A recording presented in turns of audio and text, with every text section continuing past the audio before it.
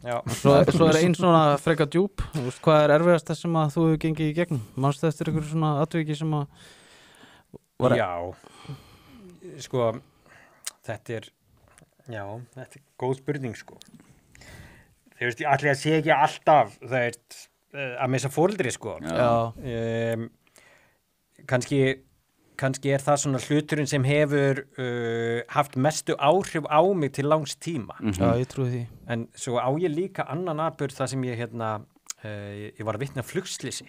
Aha. Já, og þú veist, ég var sko að fara í þessa flugvél þegar þessi flugvél hrapar, þetta var Swift-flugvél, þetta var 1997. Það er útrúið. Og einhvern veginn þá límist þessi dagur bara frá því ég vakna og þannig til ég sofna, þú veist, mér líður eins og ég muni bara hvert einasta augnablikan á dag, sko. Já. Það er svolítið svona eins og 9/11, maður sá dagur svona límdist í mann. Hvar var þetta? Þetta var á Melgerðismyllum fyrir norðan og þetta var tengdapabbi bróður minns sem var í flugvélinni, sko. Og þetta spírala líka í einhverja svona geðsjúka flughræðslu sem ég þurfti að díla við og alls konar hluti og ég held líka að eitthvað svona rofnað í hausnum á mér við þetta, sko. Einhver svona tilfinningarrofnun og sem ég hef einhvern veginn verið að reyna að endurheimta alla mín ævi, sko. Það er svona einhver svona numbness í varðandi ákveðna hluti, sko. Þannig að, allir að ekki, þetta er svona að blanda þessu tvennu, sko. Þurftir að fá okkur hjálp frá sérfræðingum með þessa flughræðslu? Þetta endanum varð bara að fljúa og fucking taka á því, sko. Já, stíga bara í óttan. Já,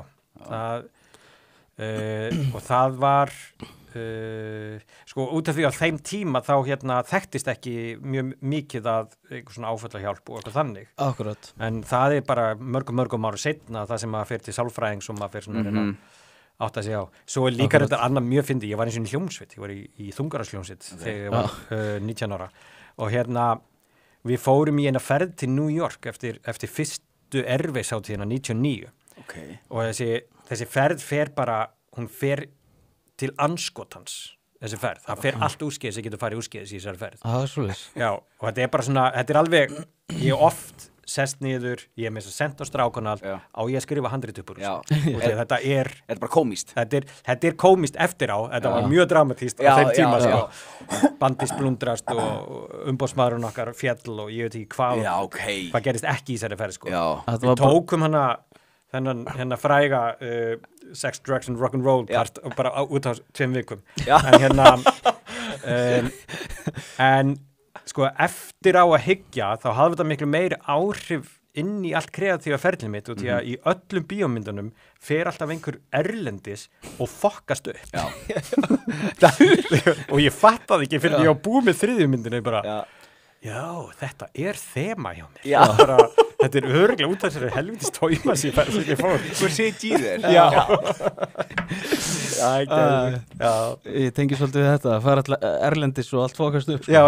Þessi var búin að safna sig fyrir íbúðina, komið einhverja 4 milljónum en ég ætla aðeins til Tenerife. Það fór allt í kókain og eitthvað helvítis drakk 8 áfengislausa bjóra og hann gafst upp á því. Ég held að ég myndi missa löngunna í bjórinu, ég myndi drekka bara nógu marga 0%, sko. Það virka víst ekki. Það var engin keypt jafn marga 0% þannig að það var hún, sko. Ef þú vilt horfa allan þáttinn, farðu inn á broadcast.is. Það er áskrift.